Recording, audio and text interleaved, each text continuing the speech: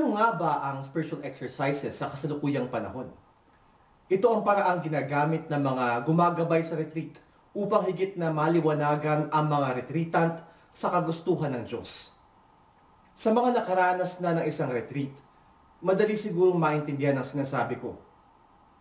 Nagaganap kadalasan ang isang retreat sa isang tahimik at banal na lugar.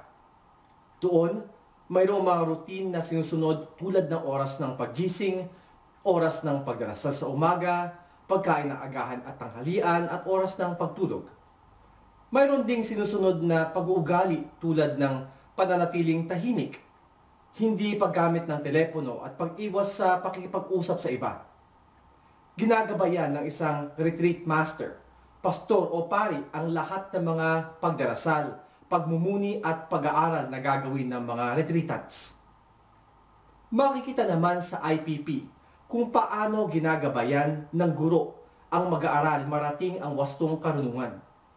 Ang guro, tulad ng retreat master, ang siyang naglalatag ng pundasyon at nagbibigay ng pagkakataon mapag-ugnay-ugnay ang karanasan o experience, pagmumuni o reflection, at pagkilos o action.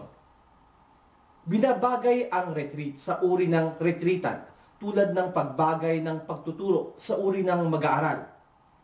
Tulad ng karanasan ng mga mag-aaral sa loob ng klase, pinagsasanayan ng mga retreatants ang pagdarasal. At tulad ng mga gawaing pansilid-aralan, maaaring ulitin ang mga pagdarasal tuwing nagninilay.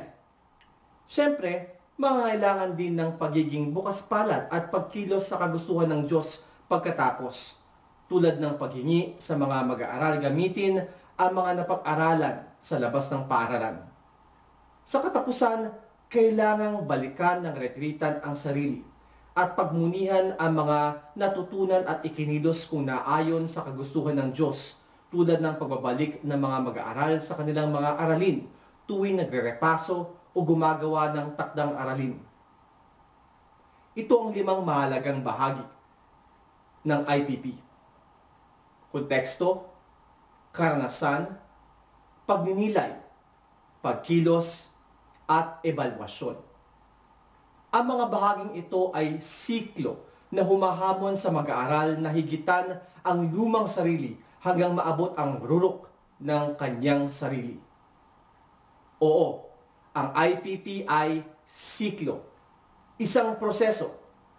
Ito ang proseso na may layuning abutin ang hangarin ng mga paaralang Heswita na humubog ng mga tao para sa kapwa, na marunong gumamit ng pag-iisip, bukas na tumubo, may malakas na pananampalataya, mapagmahal, maprinsipyo, at bukas palad sa pagsisilbi sa Diyos at kapwa-tao.